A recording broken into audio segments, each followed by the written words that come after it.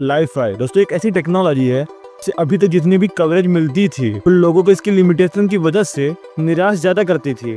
सोनम वांगचुक जिनके कैरेक्टर पर आमिर खान की 3 इडियट मूवी बनी थी और आमिर खान ने सोनम वांगचुक का रोल किया था। उन्होंने लाइफाई का यूज करके दुनिया की पहली mountain top wireless optical communication technology की सर्विस चलाई है और लाइफाई का एक बहुत बड़ा अल्टरनेटिव निकाला है। और लाइफाई इंटरनेट की समस्या पहाड़ों पर कैसे सुलझा रही है और पिछले 1.5 सालों की टेस्टिंग में 5G तक की स्पीड दे रही है। लेकिन ये टेक्नोलॉजी खुद क्या है और काम कैसे करती है, तो सोनम वांगचुक का जीनियस आइडिया क्या था जो पहले कभी नहीं किया गया और जिसने उनके गांव में 5G की स्पीड पहुंचाई, जानेंगे इस वीडियो में, इसलिए इस वीडियो को पूरा जरूर देखिएगा।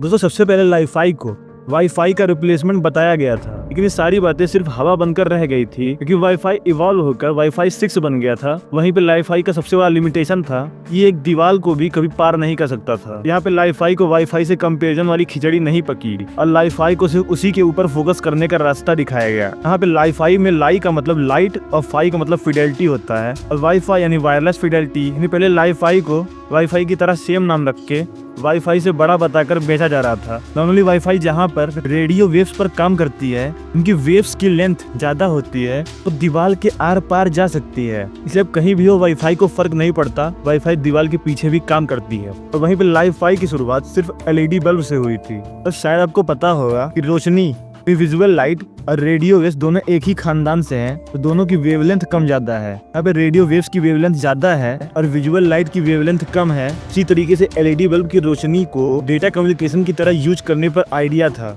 लाइट तो सन से भी लगातार आ रही है, इसीलिए ये काफी सुरक्षित है। लाइफाई की स्पीड भी धीरे धीरे काफी बढ़ती गई। लाइफाई वाईफाई से स्पीड के मामले में काफी आगे थी और सिर्फ LED बल्ब से ही इंटरनेट दे रही थी और इससे आने वाला इंटरनेट काफी सुरक्षित था क्योंकि जो उस बल्ब के नीचे रहेगा सिर्फ उसी को तो ही इंटरनेट मिलेगा और अब काफी सुरक्षित इंटरनेट यूज कर रहे होंगे। और इसकी यहाँ पे लिमिटेशन भी थी। उस वक्त शुरुआत में जो LED बल्ब वाली लाइफाई निकली थी, मतलब वो आज भी है, जिस समय उसकी खोज हुई थी उस टाइम की बात कर रहा था, उसकी रेंज 10 मीटर से ज्यादा नहीं है, जहाँ वाईफाई 32 मीटर तक काम करती है। यहाँ पे लाइफाई पर जब बल्ब ऑन होगा तभी वो काम भी करेगा। तो लाइफाई का अल्टरनेट बताया गया प्राइवेसी के हिसाब से और फास्ट इंटरनेट के लिए। कम से कम इसे स्ट्रीट लाइट या ऑफिस, हॉस्पिटल, स्कूल्स, इन सारी जगहों पे ऐसे बल्ब लगा देने से 2 in 1 की तरह काम करेगा। और ये सारी बातें काफी ठीक भी सुनने में लग रही हैं, लेकिन इसमें लिमिटेशन भी निराशाजनक थी। और देखिए किसी भी टेक्नोलॉजी के आगे बढ़ने के चांसेस तब ज्यादा होते हैं जो उसके यूज होने के लिए नए नए अल्टरनेटिव्स आगे आते रहते हैं, क्योंकि यहाँ पे सोनम वांगचुक ने लेजर लाइफाई का यूज करके किया था। अब लेजर लाइफाई को समझते हैं तो वाईफाई की रेडियो वेव्स या फिर इंटरनेट की रेडियो वेव्स आपको पता होगा कि हमारे फोन में 0 और 1 के फॉर्म में आती है। वैसे रिमोट के आगे जो IR यानी इंफ्रारेड बल्ब लगा होता है, वो बटन दबाने पर उसी फंक्शन में ब्लिंक करता है और टीवी का रिसीवर उसे रिसीव करता है और चैनल बदल जाता है। यानी आपके बटन दबाने से प्री डिटरमाइंड कोड 0 और 1 के फॉर्म में उस IR बटन से ट्रांसमिट होता है और चैनल बदल जाता है। वैसे लाइफाई में पहले एक नहीं बहुत सारे LED बल्ब लगे होते थे, एक साथ ब्लिंक करके हाई स्पीड डेटा पहुंचाते थे। तो फिर यहाँ पे लेजर लाइट वाला लाइफाई कहाँ से आया? ये LED वाला लाइफाई की बैंडविड्थ 10 मेगाहर्ट्ज होती थी, कंपेयर के 4G की बैंडविड्थ 20 मेगाहर्ट्ज होती है। मेगाहर्ट्ज का मतलब है ये नंबर जितना बढ़ेगा कि वेवलेंथ कम होती जाएगी और फिर उतनी ही स्पीड बढ़ेगी और फिर फ्रीक्वेंसी बढ़ेगी और फिर स्पीड भी बढ़ेगी।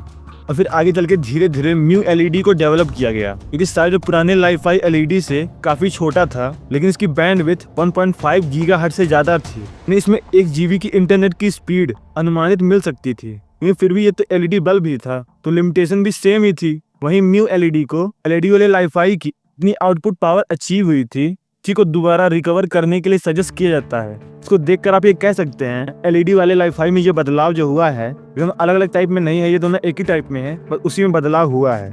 जिसमें LED शुरुआत में कम स्पीड देती थी और म्यू LED आगे चलकर डेवलप होकर 1 GB की स्पीड देने लगी। इसकी लिमिटेशन को तोड़ने के लिए लेजर डायोड और लेजर लाइट का यूज किया जाने लगा। लाइफाई में ही लेजर से 2 और टेक्निक्स आई और इनकी यूनिक बात ये थी कि लेजर लाइट की बीम छोड़ती थी जो दूर तक जा सकती है। सोनम वांगचुक वाला लेजर लाइफाई तो 10 किलोमीटर तक फोकस करके इंटरनेट पहुंचा सकता है और इस लेजर वाले लाइफाई की बैंडविड्थ 10 से 20 गीगाहर्ट्ज तक होती है। ये लेजर लाइफाई वाला इंटरनेट 20 GB पर सेकंड की स्पीड तक रिकॉर्ड किया गया। तो ओवरऑल अब लाइफाई 4 प्रकार का हो गया है: LED, म्यू एलईडी, लेजर डायोड और लेजर लाइट। लेजर वाले की लिमिटेशन और ताकत क्या है? सबसे पहले इसे हाई इंटेंसिटी के साथ छोड़ा जाता है तो ये एनवायरनमेंट को तो भेज सकता है, लेकिन इस स्ट्रगल में मतलब अगर एनवायरनमेंट ज्यादा थिक हो गया तो इसे लेजर लाइट को जितना स्ट्रगल करना पड़ेगा तो स्पीड कम हो सकता है। लेकिन डेडिकेटली अगर आप कोई दीवार ही वहां पे लगा दोगे तो पक्का लेजर उसे पार नहीं कर पाएगी और इसे सिर्फ एक ही दिशा में फोकस कराया जा सकता है। ये सब लिमिटेशन है,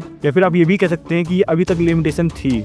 अब मैं ऐसा क्यों कह रहा हूँ कि सोनम वांगचुक ने लेजर लाइफाई को एक अलग ही नजरिए से देखने के लिए मजबूर कर दिया है। कैसे? सोनम वांगचुक के गांव में इंटरनेट नहीं पहुंच सकता था क्योंकि उनका गांव तो पहाड़ के पीछे था, तो वहाँ पे नॉर्मली सिग्नल नहीं पहुंचता था। तो सोनम सर ने सोचा कि ना पहाड़ को इलेक्ट्रिक टावर यूज करें, और सोनम सर ने लेजर लाइफाई कम्युनिकेशन टेक्नोलॉजी के बारे में रिसर्च किया, जिससे उन्हें गुजरात की एक कंपनी नवटेक इसी लेजर लाइफाई पर काम करती थी के बारे में पता चला। और फिर सोनम सर ने उनसे कांटेक्ट किया कि यहाँ पे फिर एक समस्या आई कि पहाड़ों पर टेम्परेचर तो -40 -60 डिग्री तक होता है, बैटरियां तो जम जाएंगी, तो बैटरी का टेम्परेचर कैसे मेंटेन रखोगे? अभी सोनम वांगचुक सर ने हिमालयन इंस्टीट्यूट ऑफ अल्टरनेटिव्स के साथ मिलकर एक बैटरी हाउस बनाया, एक डिब्बे को काट कर जिसमें बैटरी रखने पर टेम्परेचर -40 से +10-15 तक हो सकता है। इसमें नॉर्मली इतनी गर्मी रहे, इस लेवल की ठंड में भी बैटरी हाउस के अंदर टेम्परेचर +10-15 तक मेंटेन हो जाए, ऐसा इसके अंदर सोलर हीटेड कैबिन बनाया गया था। और फिर पहाड़ पर चढ़कर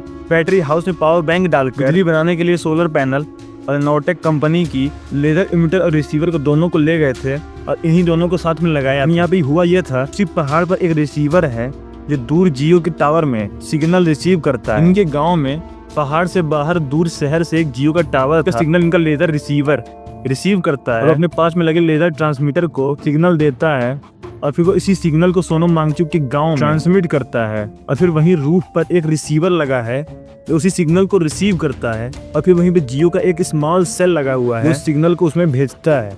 उसी रिसीव हुए सिग्नल को उस स्मॉल सेल में भेजा जाता है, तो नॉर्मली हम सब की तरह वहाँ पे सबको इंटरनेट मिलता है, लेकिन वहाँ पे जो स्पीड थी 400-500 MB की थी।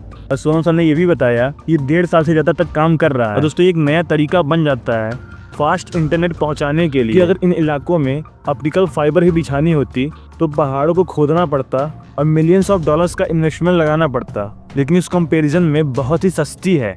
लेजर लाइफाई पहाड़ों को पार करके इंटरनेट गांव में पहुंचा दे रहा है, और यहाँ पर नवटेक और हिमालयन इंस्टीट्यूट ऑफ अल्टरनेटिव्स ने कोलैप्स करके ऐसे पहाड़ी इलाकों में इंटरनेट पहुंचाने के लिए नए बिजनेस की शुरुआत की है।